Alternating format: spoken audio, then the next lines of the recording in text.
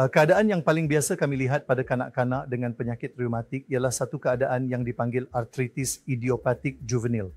Pada kanak-kanak, mereka cenderung hanya menunjukkan bengkak pada sendi atau kadang-kadang hanya kehilangan fungsi bersama dengan penanda keradangan yang meningkat.